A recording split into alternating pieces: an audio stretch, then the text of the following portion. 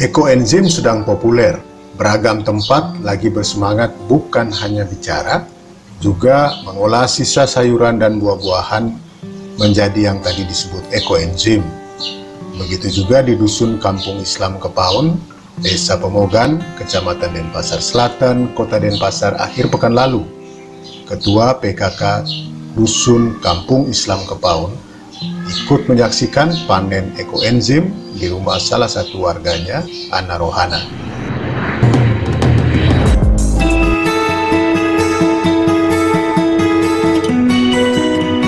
Sebelum lebih jauh netizen menyaksikannya, silakan subscribe. Jika dipandang penting, jangan segan menulis komentar tentang isi tayangan di Sanur TV Channel. Media sosial yang menyuguhkan konten kreatif tayangan mengikuti ragam standar jurnalisme, patuh terhadap kode etik wartawan, juga Undang-Undang Pers dan ITE. Selamat menyaksikan dan matur suksuma semeton.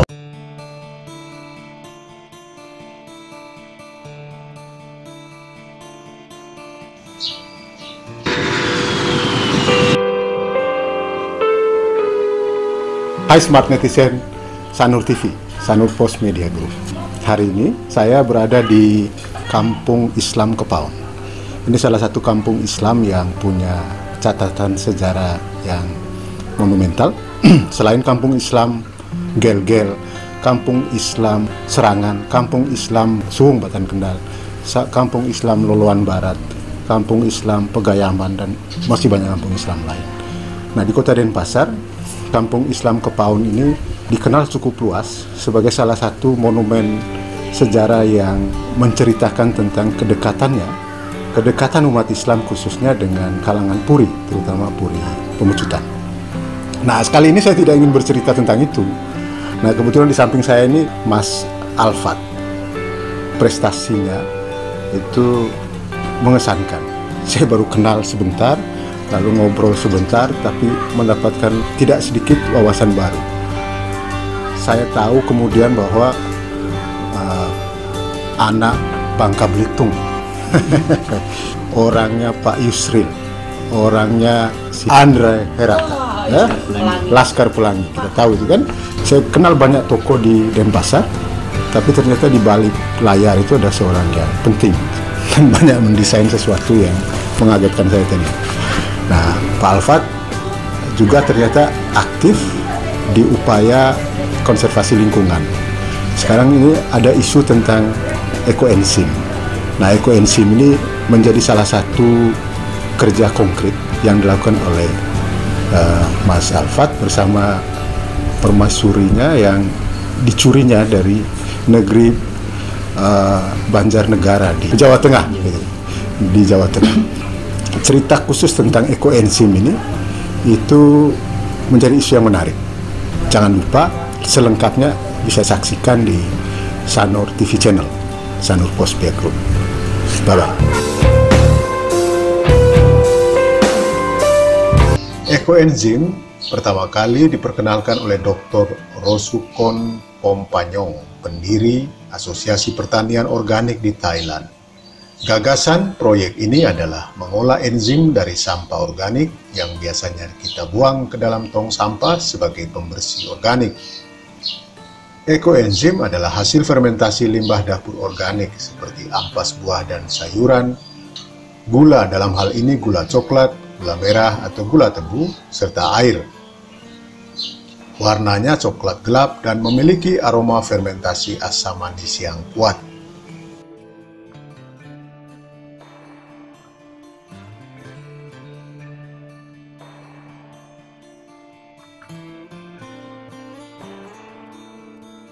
Ekoenzim bisa menjadi cairan multiguna. Aplikasinya meliputi rumah tangga, pertanian, juga peternakan. Ekoenzim mempercepat reaksi biokimia di alam untuk menghasilkan enzim yang berguna dari bahan dasar sampah buah dan sayuran. Enzim dari sampah ini adalah salah satu cara manajemen limbah yang memanfaatkan sisa-sisa dapur yang bisa bermanfaat. Cairan ini bisa menjadi pembersih rumah, bahkan pupuk alami dan pestisida efektif.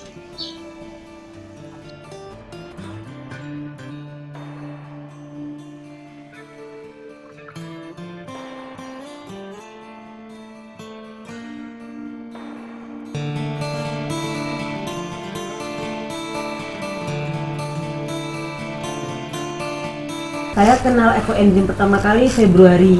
Waktu itu dari Go Green Bean mengadakan pelatihan ekoenzim. Bu Brenda pemiliknya. Aku ikut ke sana. Waktu itu bayar 80 ribuan atau berapa lah untuk mengelola kompos sama membuat ekoenzim dan sabun dari jelantah, minyak jelantah. Saya praktekkan ekoenzim waktu itu sepertinya mewah banget dan susah sekali. Di awalnya kita pakai gula merah, lalu pakai botol kecil. Setelah itu ternyata aku praktek karena belum menguasai, habis dikocok-kocok meledak ekoenzimnya, cairan gasnya. Setelah itu berlalu lama, nggak buat lagi, akhirnya masuk ke kenal sama Pak Jo, ekoenzim Nusantara. Saya belajar lagi di sana, lebih rileks, lebih menguasai, lebih menikmati. Lalu saya juga jadi di kampung Kepulauan kita ada pelatihan. Dan terakhir saya sudah buat beberapa drink, ada yang berhasil, ada juga yang bau busuk. Nah, yang bau busuk itu yang membuat saya lemes lagi. Jadi saya berhenti lagi mengelola ekoenzim.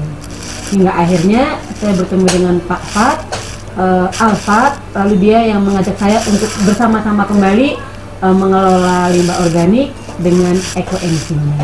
Dan hari ini kita panen. Dan kebetulan lagi saya bertemu juga dengan kepala dusun saya, Ibu Rusda, beserta Ibu PKK. Akhirnya kita bismillah mulai dari awal lagi akan mengelola sampah, salah satunya dengan menggunakan ekoenzim.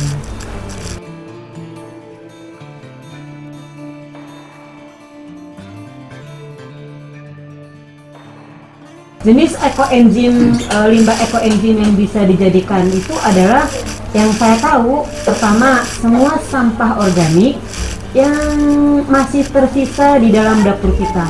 Karena ekoenzim itu istilahnya adalah mengelola limbah sampah yang ada di dapur supaya tidak terbuang ke TPA, terutama yang masih segar, yang belum diolah menjadi bahan masakan. Misalnya kita masak buah-buahan, kita makan buah-buahan, kulit-kulitnya itu dikumpulin, diletakkan, lalu sayur-sayuran juga, dan semua semua sampah organik yang masih bagus, sayur, buah, dijadikan satu, lalu dipakailah rumus ekoenzim 1-3-10. 1 campuran gula merah, 3 bahan organik, dan 10 liter air, semua diaduk, lalu dijadikan satu dan didiamkan selama 3 bulan. Setelah 3 bulan, maka akan terciptalah sebuah ramuan alami ekoenzim yang sangat bermanfaat untuk alam kita. Salah satunya untuk penyemprot udara, untuk ngepel, untuk masak, dan masih banyak lain yang bisa kita manfaatkan dengan ekoenzim. Harapan saya setelah hari ini merupakan fondasi yang bagus. Saya sudah bertemu dengan kepala dusun saya. Beliau yang paling berwenang untuk menggerakkan Kampung Islam Kepawon, lalu akan menjadikan ekoenzim ini sebagai salah satu kegiatan ibu-ibu PKK. Dan setelah itu saya juga berharap di masjid sebagai salah satu sarana untuk menggerakkan jamaahnya untuk mengelola sampah, salah satunya dengan ekoenzim. Nanti di halaman masjid bisa kita semprot setiap hari Pak dengan ekoenzim itu, lalu di gang-gang juga. Itu yang harapan saya, mimpi saya, Kampung Islam Kepawon akan mengelola ekoenzim untuk kesegaran udaranya dulu yang pertama. Karena kalau sudah udaranya segar, pastilah orang-orangnya juga ikut segar, ikut berbahagia gitu Pak. Itu yang saya harapkan, nanti ada penyemprotan ekoenzim dari produk kita di Kampung Islam Kepawon.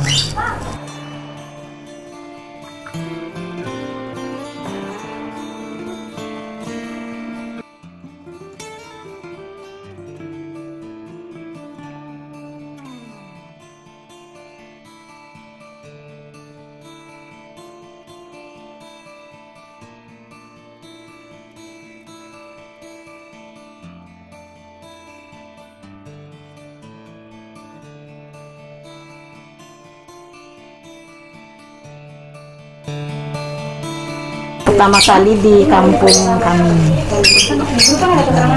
Tanggapan Ibu apa? Nah, sangat positif ini untuk membantu juga kegiatan PKK dan juga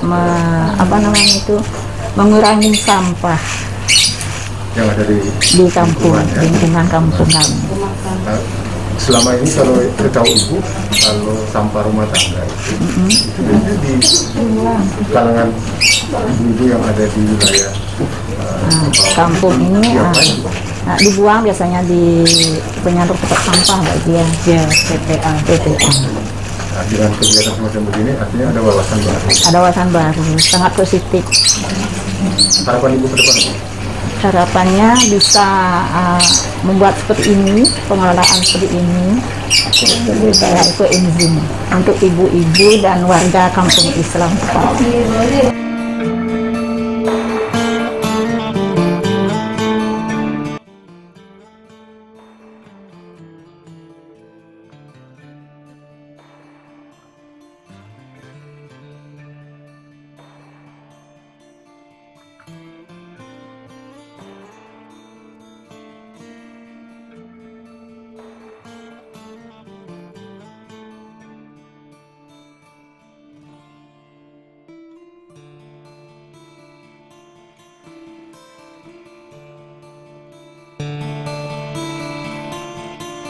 Termasuk hal yang baru, tapi saya excited sekali dengan ekoenzim karena memang dari sebenarnya dia secara prinsip sangat simpel, sangat sederhana, tapi luar biasa sekali. Begitu kita semakin berkenalan dengan ekoenzim, semakin tahu lebih mendalam, luar biasa, dan saya semakin tersemangati untuk terus bikin dan bikin. Nah, ternyata emang semangat awal kita sederhana. Kita berusaha menyelamatkan bumi kita dari rumah kita sendiri dengan cara mengolah sampah-sampahnya tadi, sisa-sisa sayuran yang kita makan, sisa buah yang kita makan, ada kulit-kulit sebagainya yang kebuang kemudian jadi limbah, jadi sampah, jadi sumber penyakit, kita olah. Awalnya cuma gitu aja. Ternyata begitu belajar ekoenzim, semakin belajar, luar biasa manfaat ekoenzim itu yang justru mau menjadi semakin terpacu, Pak. Kalau sekarang kan kemarin juga banyak pakai ya, Pak ya, untuk nyemprot untuk pengganti desinfektan yang kimiawi itu pakai ekoenzim. Itu untuk menyehatkan udara. Saya pakai coba di rumah dan memang betul kayak nyamuk itu pergi gitu ya, dan intinya udara kita lebih sehat. Kemudian saya pakai untuk pestisida, penghilang pestisida alam di sayur-sayuran. Jadi kita beli sayur, bawa pulang, kita rendam dulu pakai ekoenzim sekitar 30 menit, 45 menit, itu insya Allah pestisida luruh. Nah, kemudian saya coba untuk kaki suami saya, dia punya ini ya, kendala di kaki, pecah-pecah itu menaun, sudah puluhan tahun, kakinya kering pecah-pecah. Kemudian saya coba aplikasikan ke kakinya, walaupun belum rutin, tapi dia sudah mulai merasakan manfaatnya. Kakinya sudah lebih lembut begitu, yang biasanya kadang jalannya pincang-pincang kalau pas nggak pakai kaos kaki, sekarang udah nyaman seperti itu. Kita pakai cuci piring kita ada formulasinya kan, 1:1 dipakai, itu luar biasa. Lemak-lemak itu lebih mudah untuk hilang. Jadi yang sederhana itu yang saya coba untuk cuci piring, saya campuran sampo. Bahkan saya seminggu ini mencoba untuk gosok gigi, Pak, karena memang dari dulu saya ikut pelatihan dan mengatakan setahun ini saya tidak pakai odol, saya pakai ekoenzim untuk gosok gigi untuk kumur-kumur. Saya coba praktekkan itu dan memang enak. Jadi sampai siang biasanya kalau kita habis makan, habis minum kan suka di gigi itu agak apa sih ya namanya, ngumpul gitu ya, lemak-lemak gitu, kita merasa gigi lebih sehat. Itu yang saya coba sehari diaplikasikan gitu ya. Kemudian untuk tanaman gitu ya, bisa juga.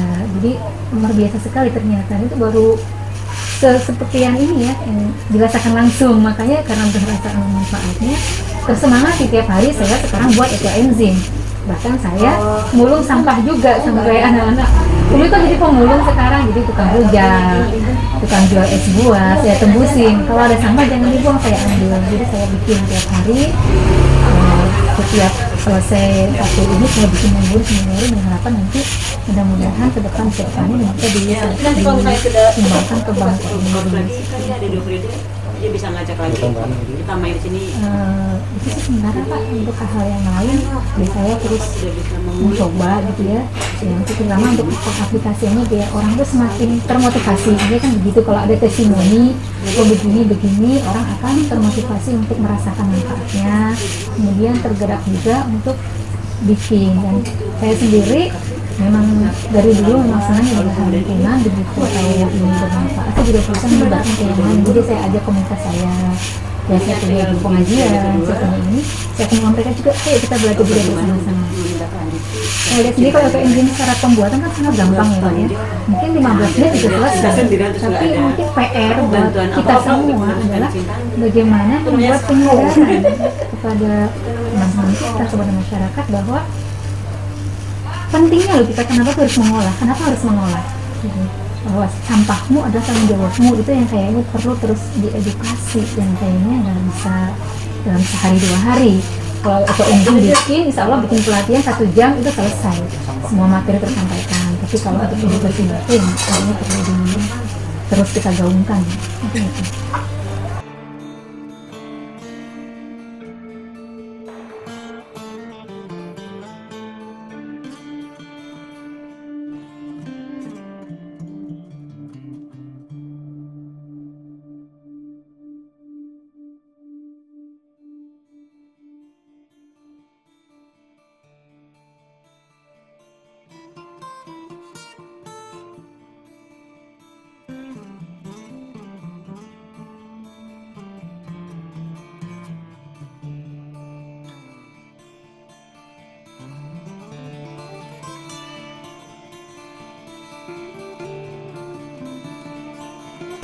Green Bee ini sebuah organisasi yang memiliki kepedulian terhadap lingkungan dengan 3 program utama, yaitu waste management, pengelolaan sampah, kemudian water treatment, isu-isu air bersih, air tercemar dan lain sebagainya, dan yang ketiga itu eco biodiversity, tentang kelestarian hayati. Jadi fokus pada 3 isu itu, karena kita melihat dengan kondisi alam saat ini, akibat mungkin sebagian saudara-saudara kita ada yang kelebihan dalam pengelolaan alam, kerusakannya ada di mana-mana, isu lingkungan juga mengancam kehidupan kita, lingkungan yang tidak sehat, air yang tercemar, sampah yang tidak termanfaatkan atau termaksimalkan.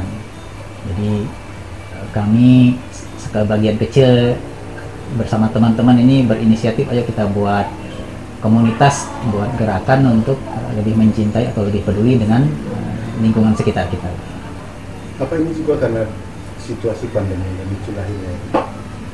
Tidak juga. Jadi pandemi ini kan kemudian kayak tamu tak diundang gitu. Kami bergerak ini sebelum adanya pandemi bersama teman-teman yang memiliki kepedulian begitu. Jadi berjalan kecil-kecil, dimulai dari lingkungan terdekat saja, dimulai dari rumah tangga, dimulai dari lingkungan RT, dari RW, mengajak satu persatu ibu-ibu, bapak atau anak-anak muda bergerak bersama dan memberikan manfaat buat kelestarian di lingkungan sekitar kita. Pada umumnya yang hambatan yang kita temui itu masalah kepedulian. Kenapa sih kita kan udah mapan, masa ngolah sampah begitu? Kenapa kita udah settle, ini loh tinggal beli di sebelah gitu, atau kita tinggal olah, kita masa harus ngolah sampah sih begitu? Sepertinya nggak elegan lah gitu, nggak kece lah aktivitas seperti ini begitu. Yang paling kita banyak temuin di lapangan mindset dan pemikiran seperti itulah di lingkungan sekitar kita. Ya, kami berharap seluruh masyarakat, terutama dari mulai lingkungan terkecil rumah tangga kita, yang bisa mengaplikasikan ilmu sederhana, teknik sederhana, dan kegiatan rutin per hari, karena ini berdampak buat lingkungan. Jadi dimulai saja dari diri kita, dari rumah tangga lah yang paling kecil. Sampah-sampah organik kita tidak terbuang ke bak sampah, dan masih kita bisa manfaatkan misalnya dengan ekoenzim, dengan maggot, dengan lele sampah plastik kita bisa bikin eco-brick gitu. Dan saya yakin kalau soal teknologi di luar sana sudah banyak konsep-konsep yang bisa kita terapkan.